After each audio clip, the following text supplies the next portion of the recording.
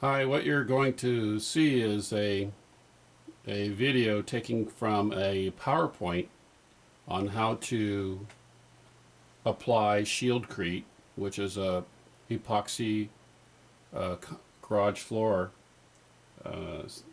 paint, basically. It's a two-part paint. Now, I have a garage where I had painted it previously on one half of it, and the other half, and that was a new part of an addition that I put on, and I had some problems with the paint lifting. It was a bare product, and it was I waited about 6 months before my garage was when it was finished. So I wanted to wait for my concrete to cure, and I pressure washed it and I etched it and I did everything per the manufacturer's directions. Then I applied the bare product, and almost immediately it started to lift, and that was rather disheartening for me because I spent so much time in the preparation for the product. But in any case, what I decided to do is go with another product called Shield-Crete. And this product was an epoxy floor coating, and it was meant to apply, as it says, in two parts. It has a part A and a part B. They're mixed, and we continue on here with my presentation.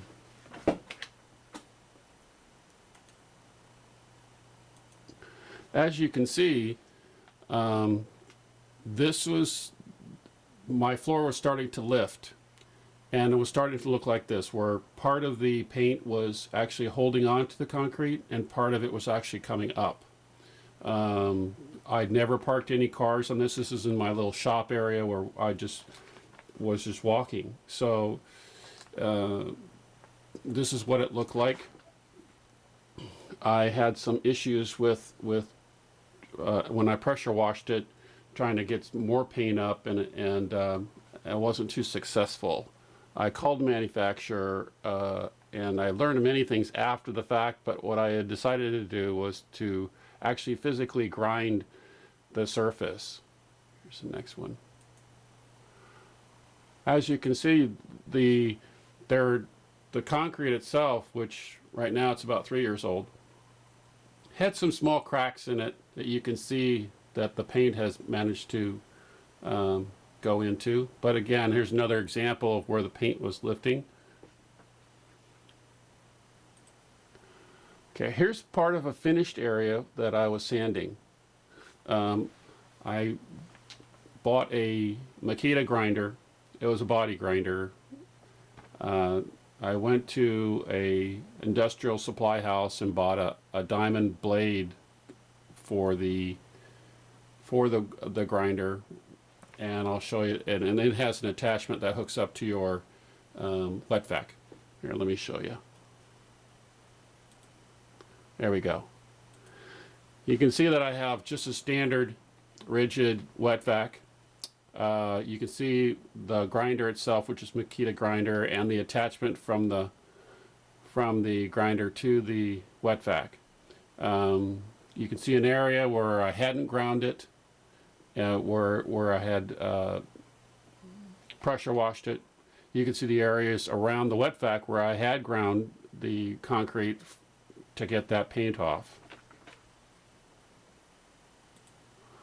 That's the bottom of the blade that I'm talking about. That is a diamond wheel, and it cost me about $200 at the supply house, which the supply house was a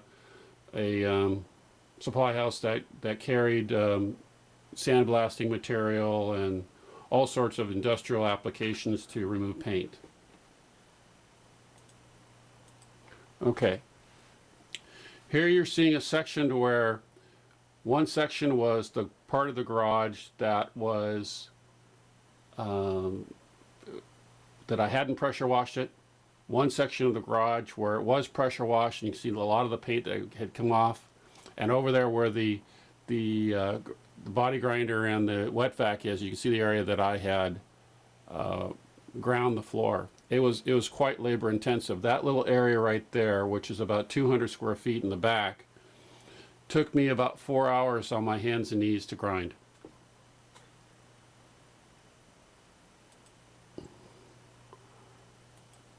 I had some challenges in my garage. You can see where an older section of my garage floor had already been put with, I already installed the Shield-Crete epoxy, and it's holding up quite nicely. And then you can see a transition. There's an actual floor elevation difference, and I had to transition down to this floor. So it's just part of my concrete work there. It looks kind of odd, but this is just another example close up to where I'm grinding the floor. Part of the floor has been pressure washed, and I've got the, the advertisement of Shield-Crete in the back, basically. Not that I own any part of the company. Okay, here's what my floor looked like after I finished grinding it. As you can see I do have some cracks, some surface cracks, which I had to take care of. What I did with those surface cracks is I just got some Bondo from the auto supply store, and I filled in the cracks with Bondo and smoothed them over and sanded them again smooth. And that's pretty much all I did with that floor. In the back, you can see I've got a bucket with the cleaner that comes with the product, and I'm starting to not mop, but scrub my floor. Here's a close-up or fairly close-up view of the cracks that surface cracks that I had in my floor. Now, in that floor, believe me, there's a rebar, which I was kind of surprised that I would get surface cracks, but it is quite a long distance in that floor, which is probably one of the reasons that it was cracking. I'm guessing I probably should have put in some control joints, but it's already done, so we're dealing with the cracks now. Here's a crack close up, and you can see that I filled it in with Bondo and sanded over the top. Okay, close up on the bucket. I've got the degreaser in the bucket. I put a number of, this floor, for example, took a total of 2 packages of the H&C product. So I put the 2 packages of the degreaser granules in a bucket of warm water, and this is where I started doing my scrubbing right here.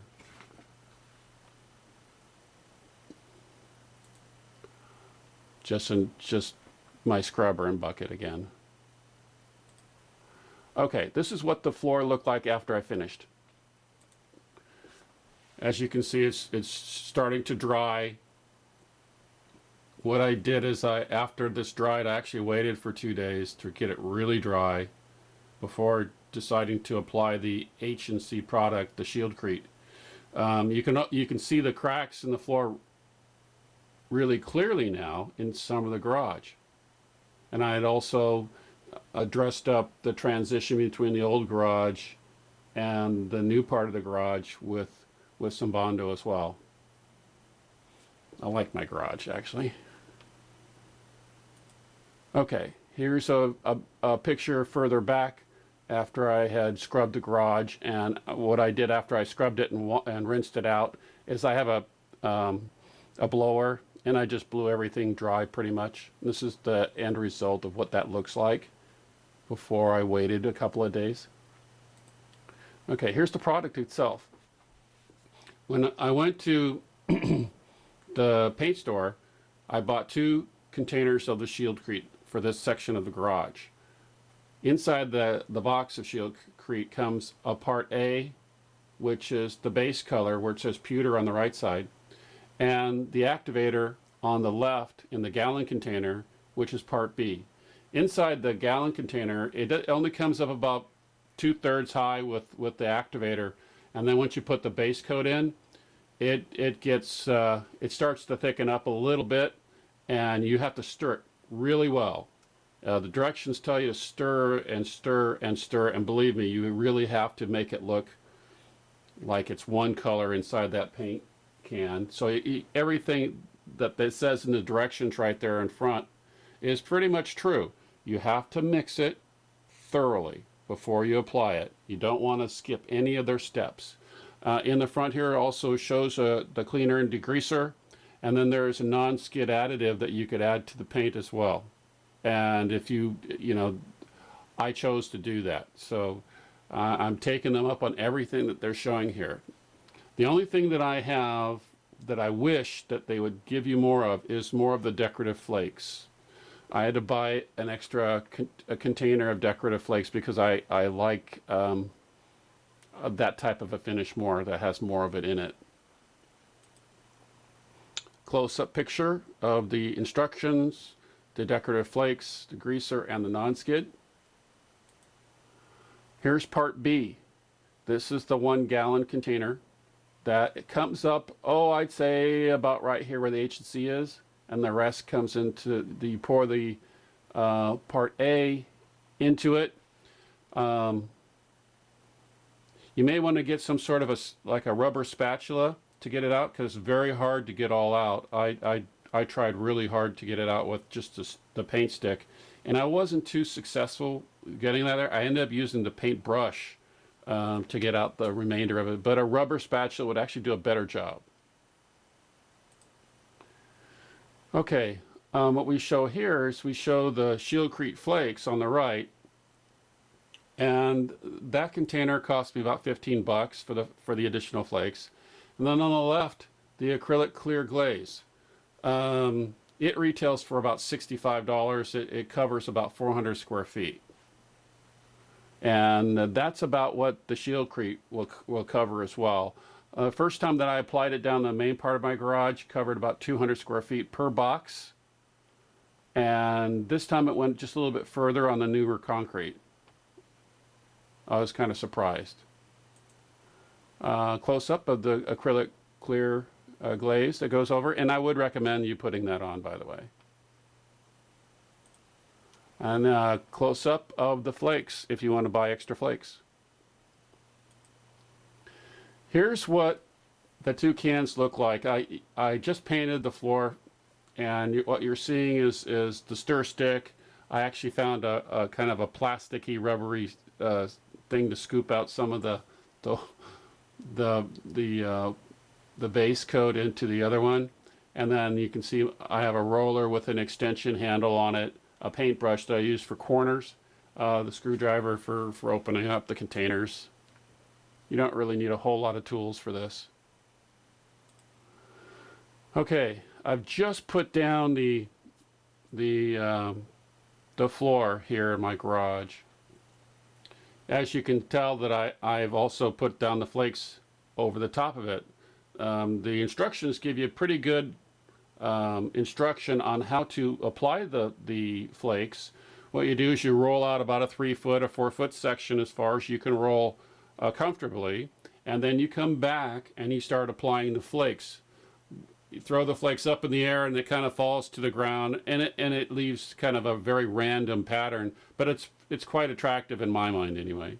So here's my garage after I've finished the painting and applying the flakes to the floor. There's the finished product right there.